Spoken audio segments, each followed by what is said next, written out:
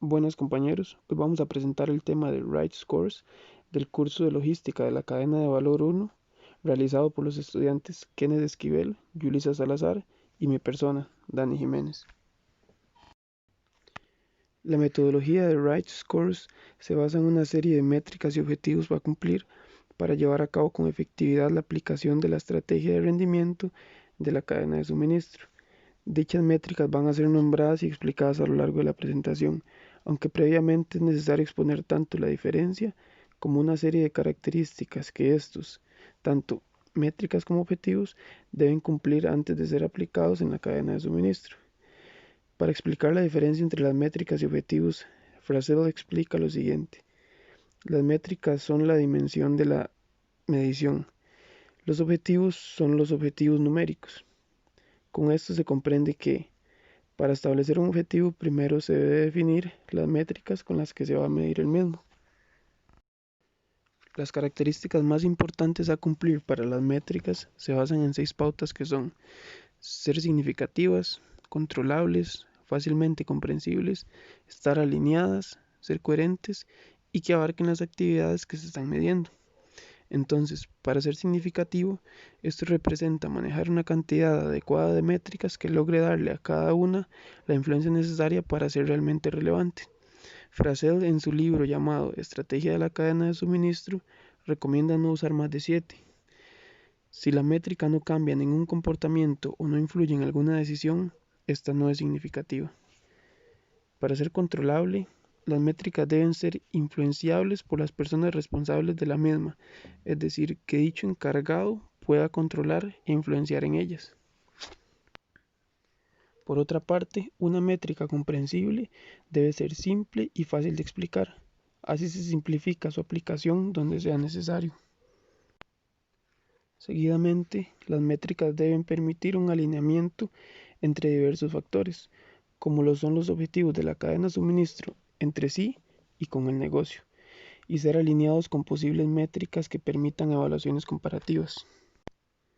La coherencia en una métrica hace alusión a la importancia de que ésta abarque la totalidad del sistema que supone medir, ya que el no cumplimiento de este factor podría llevar a una optimización apenas parcial del sistema.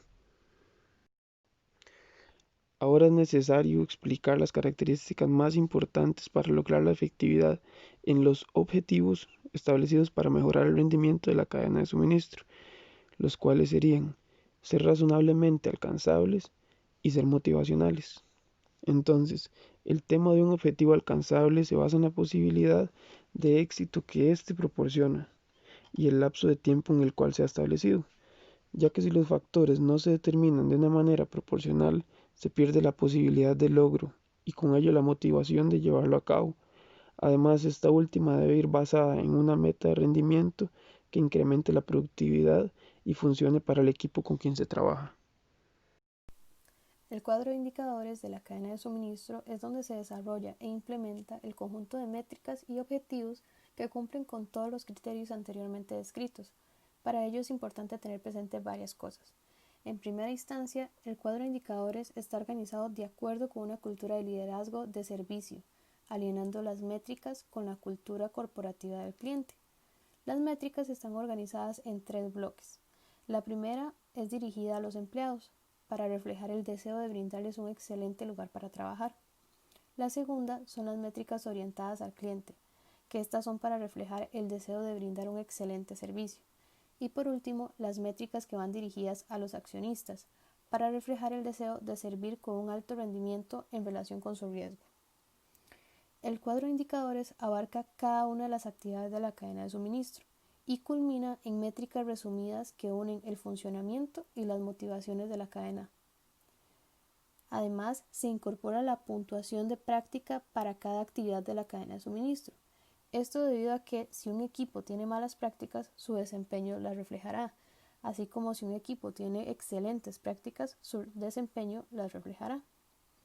Las organizaciones también se desempeñan en función de la complejidad intrínseca que enfrentan.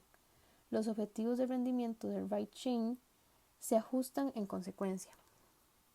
Además, se seleccionan objetivos de rendimiento razonables en función de las prácticas actuales del cliente y de los puntos de referencia disponibles en RightChain. La puntuación del cliente en relación con el rendimiento objetivo y pasado se incorpora en cada métrica. Finalmente, y el último punto a considerar son los colores de la evaluación, ya que al tratar de tomar decisiones rápidas y lógicas en circunstancias difíciles es útil saber si las cosas están bien, por lo cual se ponen de color verde. Si hay problemas o si las cosas no van bien, se ponen de color rojo. Y si hay un punto intermedio, se pone de color amarillo. La imagen que se presenta es un ejemplo de un cuadro de indicadores de RightChain, donde se puede observar en las filas las tres métricas ya mencionadas: cliente, empleado y accionista, y en las columnas las actividades que se evalúan. Asimismo, podemos observar cómo los colores indican cuando las cosas van bien, como la calidad de manufactura para la métrica de clientes por el color verde. Asimismo, como cuando las cosas van mal o se presentan problemas, ya que hay un color rojo en la calidad de la planificación en la misma categoría. La métrica dorada o el costo total de la cadena de suministro por pedido perfecto es un único indicador que sustituye la tabla de cuadro de indicadores y que captura los elementos principales del desempeño financiero, como el costo total de la cadena de suministro y del servicio pedido perfecto. Para ello se va a analizar cada parte por separado.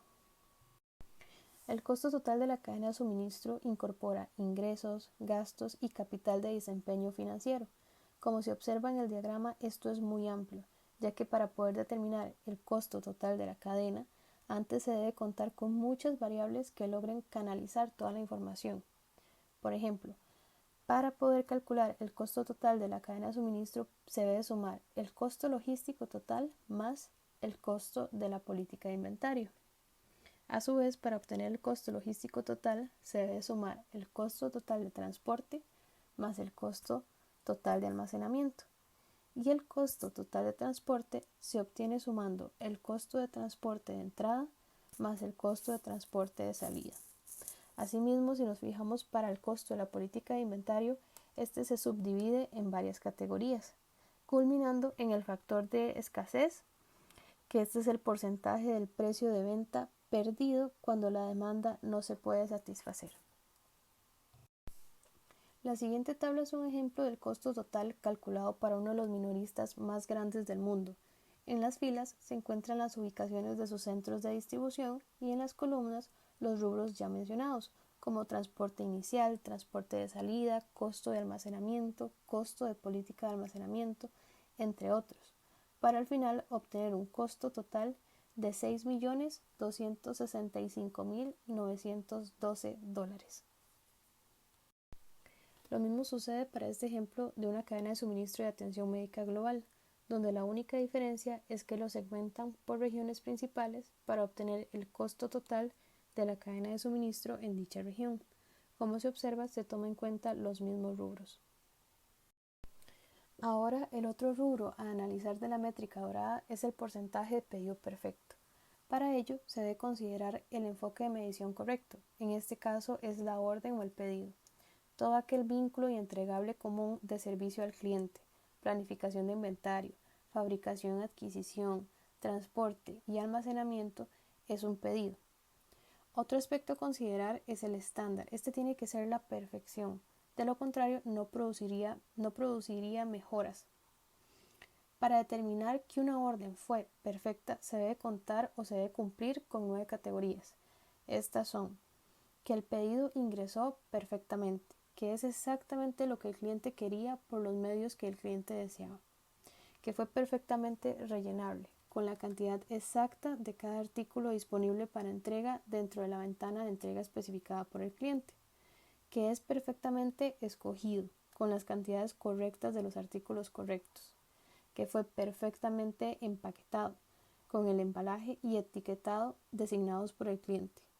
Asimismo, que fueron enviados sin ningún daño, que fue perfectamente entregado en la ventana de tiempo designada por el cliente y en la ubicación designada por el cliente, que fue perfectamente comunicado con informes de estado de pedidos disponibles las 24 horas del día, que fue perfectamente facturado con pago puntual Y por último, que fue perfectamente documentado, con documentación especificada por el cliente, ya sea fax, papel o internet. Para calcular el pedido perfecto se tiene la fórmula que se presenta a continuación, donde P es el desempeño en uno de los n elementos del desempeño del pedido perfecto. Asimismo, se cuenta con el ejemplo de la tabla, donde se puede observar que es posible que ni siquiera realicen un seguimiento del desempeño de las nueve actividades descritas anteriormente. Es posible que no se reconozca la interdependencia de estas actividades logísticas, ya que absolutamente todas cumplen con el objetivo final, que es completar el pedido del cliente a la perfección. Los porcentajes de pedidos perfectos son inferiores al 70%, lo cual es muy bajo e indica que los clientes no están satisfechos con el servicio que se les está brindando. El costo total de la cadena de suministros por pedido perfecto reúne los dos indicadores, que juntos reflejan mejor el desempeño financiero y de servicios de una cadena de suministro. Simplemente se calcula como la relación entre los costos totales de la cadena de suministro gastados y el total de pedidos perfectos entregados, como se observa en la imagen adjunta. Para estimar una inversión justificable en la cadena de suministro de un cliente, se utilizan la evaluación de prácticas, la evaluación de desempeño y la evaluación financiera de Right Chain. Para comprender la evaluación de prácticas de Right Chain, se debe tener claro que un negocio o actividad dentro de una empresa se desempeña en función de la forma en la que se practica, es decir, que las cadenas de suministro se desempeñan en función de sus prácticas, pues las prácticas predicen el rendimiento, razón por la cual Right Chain les pone tanto énfasis. A lo largo de las últimas 2 décadas se han desarrollado más de 1000 prácticas de Right Chain, las cuales comprenden 10 áreas, entre las que se encuentran el servicio al cliente, el inventario, el suministro, el transporte, el almacenamiento, las prácticas, la subcontratación, la tecnología, la organización y la planificación. Con base a ello, se estableció el sistema de evaluación de prácticas de Right Chain, el cual se puede apreciar en pantalla. Con él es que se lleva a cabo las evaluaciones de las prácticas individuales para cada una de las 10 áreas mencionadas anteriormente. Luego, lo que busca la evaluación del desempeño de Right Chain es comparar el desempeño actual de la cadena de suministro de una empresa con los objetivos de Right Chain para cada una de sus métricas. Estos objetivos se desarrollan por medio de 3 entradas: el desempeño actual, el porcentaje de mejora disponible de las prácticas de Right Chain que aún no se implementan y cualquier información comparativa confiable. A continuación, se muestra un ejemplo de una de estas evaluaciones de desempeño. Tal y como se puede apreciar, en esta evaluación se determinan los indicadores de Right Chain como lo son el fill rate, el nivel de inventario, entre otros. Para cada uno de estos indicadores se expone el desempeño actual con el desempeño objetivo y con ello se determina el estado del desempeño de dichos indicadores.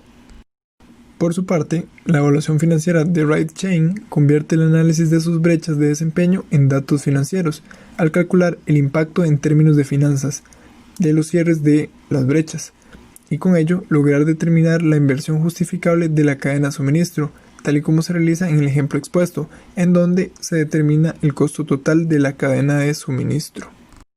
Finalmente, para poder lograr un adecuado desarrollo en la cadena de suministro, se debe realizar una planificación de dicho desarrollo, de manera que se vincule la inversión justificable con un cronograma de iniciativas estratégicas de la cadena de suministro, el cual suele realizarse en periodos que van desde los 6 hasta los 24 meses, tal y como se observa en la ilustración expuesta en pantalla.